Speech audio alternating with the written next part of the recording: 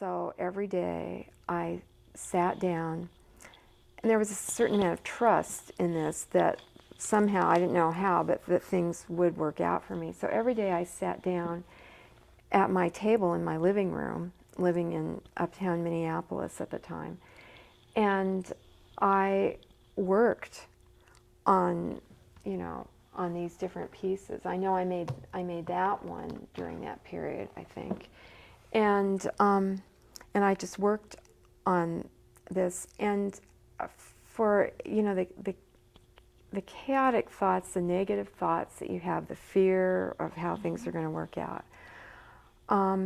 When I would often sit down battling with those things, and as I worked, I would always come to a state soon where I felt strong. I felt everything was going to be all right.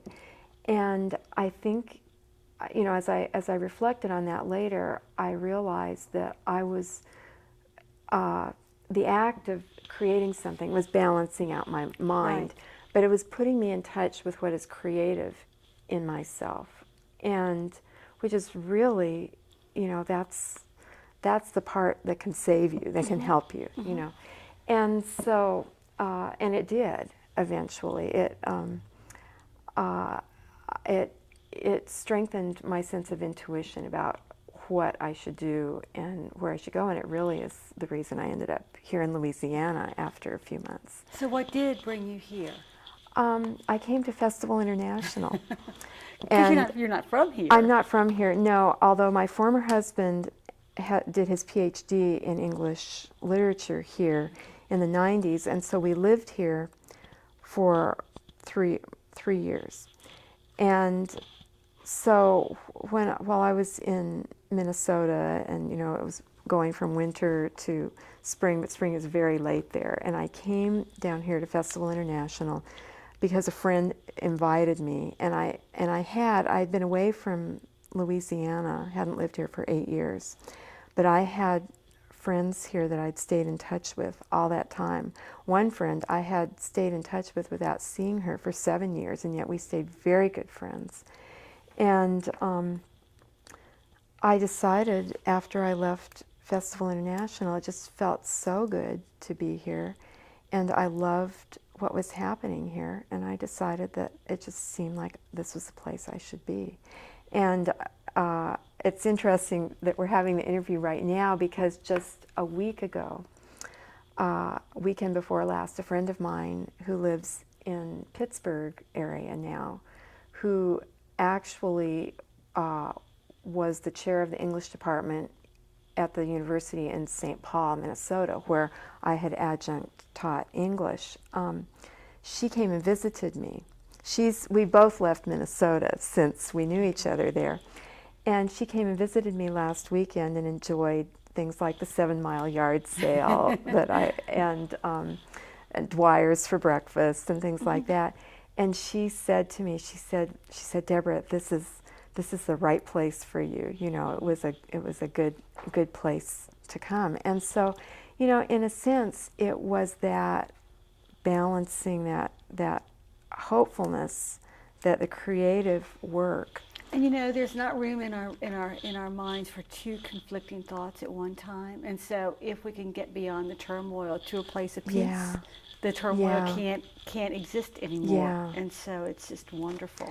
You know, I listened a few weeks ago. I was listening to National Public Radio. Of course, they've focused a lot on the dire state of the economy and the situation of unemployment. And they interviewed a woman who was she was weeping through much of the interview about her situation. And I kept thinking, oh, I wish I could just sit her down, you know, on one of her days where she's just at home immobilized, and just get her making something. She might find her hope. You know, I really felt that. Yeah, it's really true. Yeah. And while we're talking about hope, I know we're also going to run out of time. Oh. and I do want to talk because what we're talking about really is the power of art to heal. It is. And and I want people to never forget that. But this is a beautiful piece, and I want you to tell us about that. Okay. Well, this piece I've incorporated this is just a wall plaque, and I've incorporated words and music in here. You also play the piano, right? I do, yeah. This music actually isn't my piano music. It was music that belonged to the late father of a friend of mine. He was a singer, and so some of it, and my friend gave it to me so that I could work it into some collages. So some of it, there's the music, but this started out as a different collage, and I lived with it for a while, and then one day I said, well, I don't quite like that. So I partly collaged over it. And I'd worked out a text that was all up in here, and I ended up with just the last lines of the text, and which I decided was what I wanted, all that I wanted, you know. So it's like keeping the punchline of the joke. And let go of the rest of it. Yeah, but so the last lines that I saved were, love, the secret child, is fostered in the dark, then guided home with blessing and surprise. And that was the part of it that I wanted to keep. So, which happens in books too, that I have written a 1,000-page first draft that ended up as a 500-page final draft. So we don't need to keep it all. No, we don't. In fact, less is more. I believe that. Because you get rid of everything that's really not important, and then you focus. It's like polishing or faceting a gem. You know, you really get down to the concentrated kind of the essence of beauty, the whole the thing. essence, yeah.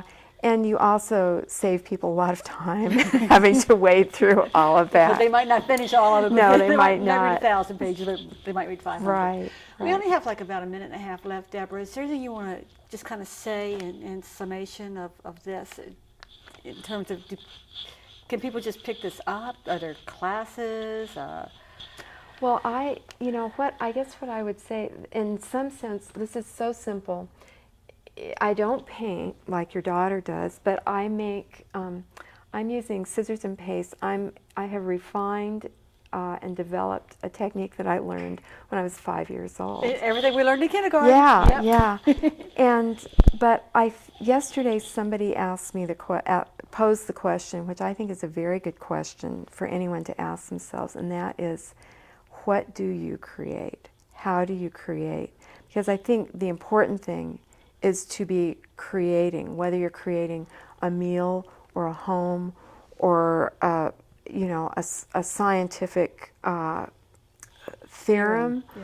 or whatever it is, or an experience in a classroom, is that creative energy is what makes us alive. And I think that we're going to end on that, because that is absolutely perfect. Thank you Good. so much for Thank being you. here. Thank you. We've had Deborah Norsworthy back with us. She does book art, and if you have any questions, you can give us a call at The Extra Mile. Deborah, thank you for being here. Thank you, Linda. And thank you for watching The Extra Mile.